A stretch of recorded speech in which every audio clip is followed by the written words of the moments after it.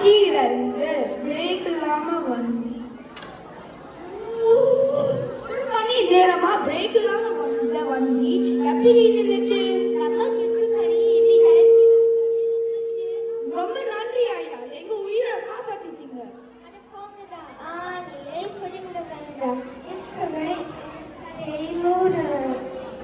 காட்சியிலிருந்து இட்லி கடை திருப்புதா பர்கர் வேண்டாம், பீஸா வேண்டாம், தள்ளி வேண்டாம், கப்பைக்கு வேண்டாம், பஞ்சு போல வெண்மையான சுவையான ஆரோக்கியமான இட்லி வேணுமா? ஆமாம். அப்போ எல்லாரும் சுவையா இட்லி கடைக்கு வாங்க. ஒரு முறை சாப்பிட்டா மறுமுறை சாப்பிட தோணும். இட்லி இட்லி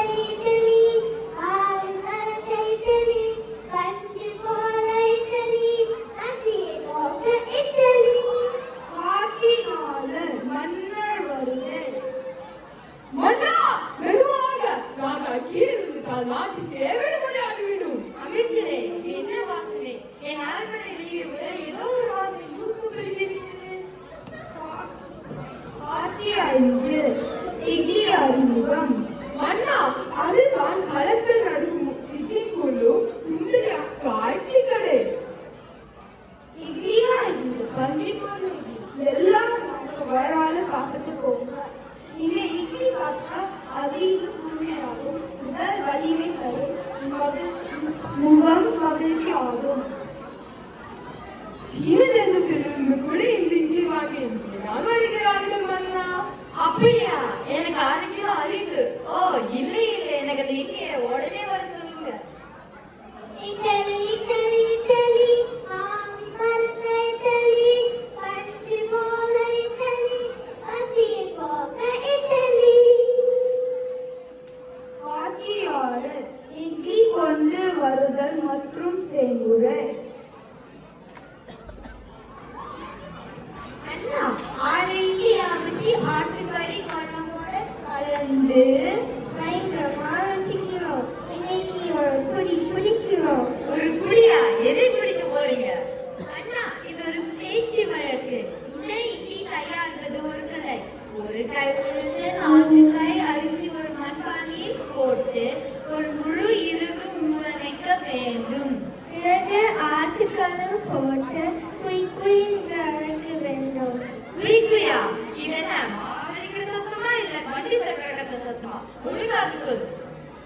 படித்து விட்டிருந்தால் அண்ணா இந்த இட்லி அரிசி மாவை கழகுழ என்று கிண்ட வேண்டும். பிறகு ஆவியில் வைக்க வேண்டும். காட்சி 7 ஆவியில் வேக வைக்க முறை. அட பாருங்களா, மல்லிகைப்பூ வேண்டி இருக்குன்னு பார்த்தா ஆவிக்கு சாப்பிடலாம் பற்றி இட்லிகளை அடிக்கிறீங்க. மன்னா, அது ஜப்பானிய தொழில்நுட்பம். ரயிலில் வரும் புகையை போல இட்லியை வேக வைக்கும் போது புகை வரும். அது நீராவி மன்னா. எண்ணெய் இல்லாதது, தீபம் இல்லாதது. சளி காய்ச்சல் வரும் என்றால் இட்லியை நன்றாக சாப்பிடலாம். ஏன்? பல்லில்லாத தாத்தாவும் கட்சியும் குழந்தைகளும் கப் கப் கப் என்று சாப்பிடுவார்கள். ஆமண்ணா உங்க தந்தை ராஜராஜ பாரதாரும் இங்கேதான் இட்லி சாப்பிடுவாங்க.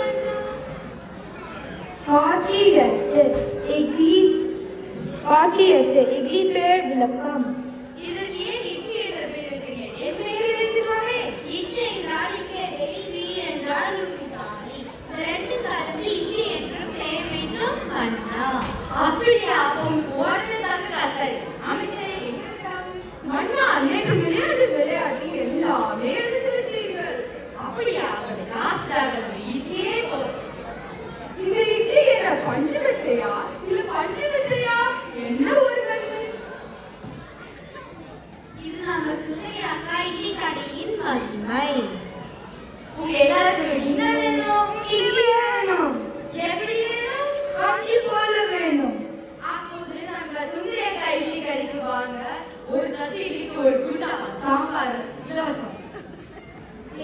இட்லி, வடை, சாம்பார், சட்னி சட்னி, இட்லி, வடை, சாம்பார், சட்னி சட்னி. இட்லினா இது பஞ்சு போல எல்லாம் வாங்க வயால சாப்பிட்டு போங்க.